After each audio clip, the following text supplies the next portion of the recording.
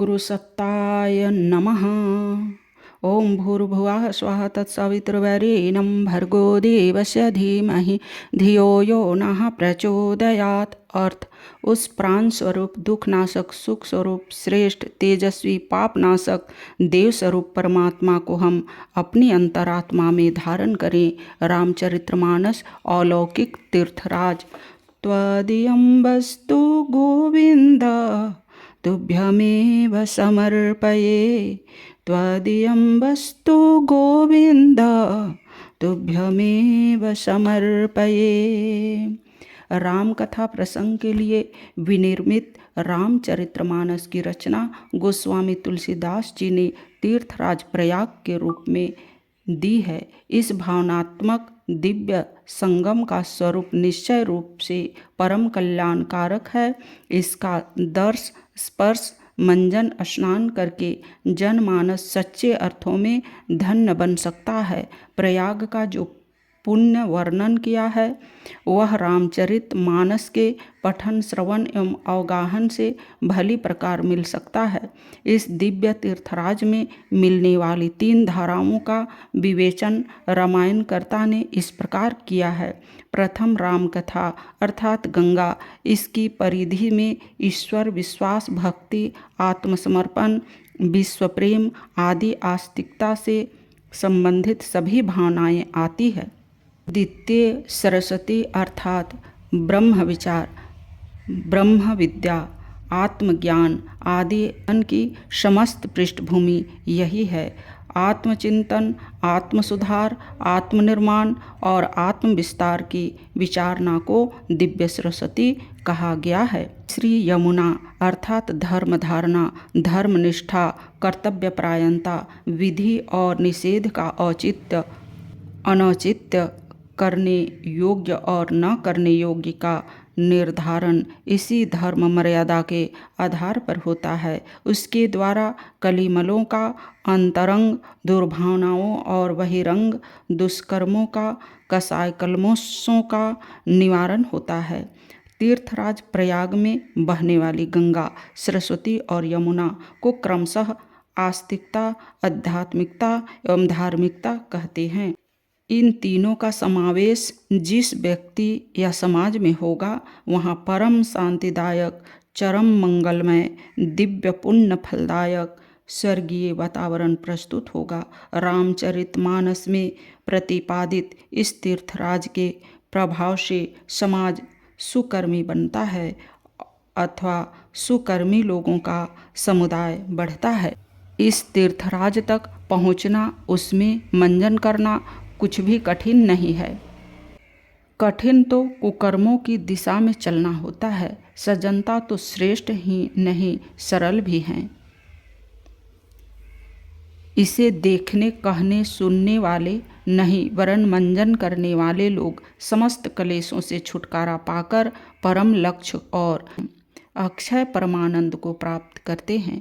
सज्जन ही इस तीर्थराज में रुचि लेते हैं। दुर्जन की इधर प्रवृत्ति नहीं होती। यह तीर्थराज आस्तिकता, आध्यात्मिकता और धार्मिकता का संगम आँखों से नहीं देखा जा सकता।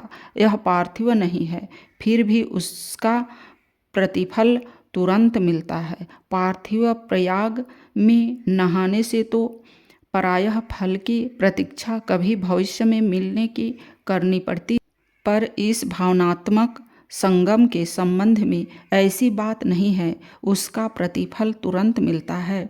इस कथा प्रसंग में ओतप्रोत प्रकाश की हृदयंगम करने पर दृष्टिकोण बदलता है और उससे उत्कृष्टता का गहरा समावेश होता है। कृत्व में आदर्शवादी प्रक्रिया जुड़ती है। फलतः व्यक्तित्व का कायाकल्प ही हो जाता है। पिछले लोभ मोह व्यस्त आधि व्याधि ग्रस्त जीवन को एक नया स्वरूप मिलता है। उसके प्रभाव से काग जैसे दुष्ट कठोर प्रकृति वाले कोयल के समान प्रिय बन जाते हैं और बगुले जैसे कपट प्रकृति वालों को हंस जैसी विवेकवानों के रूप में परिवर्तित होते देखा जाता है। यह पुण्य फल कालांतर में नहीं, तुरंत तत्काल मिलता है। रामायण की यह मान्यता सर्वथा सत्य और प्रत्यक्ष है। जो केवल जीभ से रामायण पढ़ने और कान से सुनने तक ही को ही पर्याप्त मानते हैं, उनकी बात दूसरी है। पर जो उसमें प्रतिपादित तथ्यों को हृदयंगम करने और व्यवहारिक जीवन में समावेश करने का साहस करते हैं, उन्हें इस पर प्रेरणा प्रकाश का चमत्कारिक लाभ निश्चित रूप से मिलता है। काग का पिक और वक का मराल हो जाना आश्चर्यजनक तो है, पर रामायण प्रेमियों के लिए असंभव नहीं। प्रयाग में एक अक्षय वट भी है, जिसे पृथ्वी का कल्प वृक्ष कहा जाता है। दिव्य दृष्टि से वह अपने धर्म कर्तव्य का दृढ़ता पूर्वक पालन करना है। कर्तव्य परायण लोग वे समस्त भौतिक और आध्यात्मिक लाभ प्राप्त करते हैं। कल्प वृक्ष के नीचे बैठने वालों की समस्त मनोकामनाएं पूर्ण होती है। अक्षय वट का आश्रय लेने वाले आप्त काम को हो जाते हैं। यह अक्षय वट कभी नष्ट न होने वाला प्रकाश है। कल्प वृक्ष क्या है, इसे तुलसीदास जी ने दृढ़ कर्तव्य निष्ठा के रूप में ही प्रस्तुत किया है। धर्म और कर्म की उत्कृष्टता तीर्थराज प्रयाग के पुण्यफल को प्रत्यक्ष एवं सार्थक बनाती है। राम कथा को यदि इसी दृष्टि से कहा, सुना, पढ़ा और समझा जाए कि उससे प्रस्तुत प्रकाश को हृदयंगम करना है और अपने क्रियाकलाप में सम्मिलित करना है, तो फिर उसका वर्णित महात्म्य पूरी तरह सार्थक होकर रहेगा।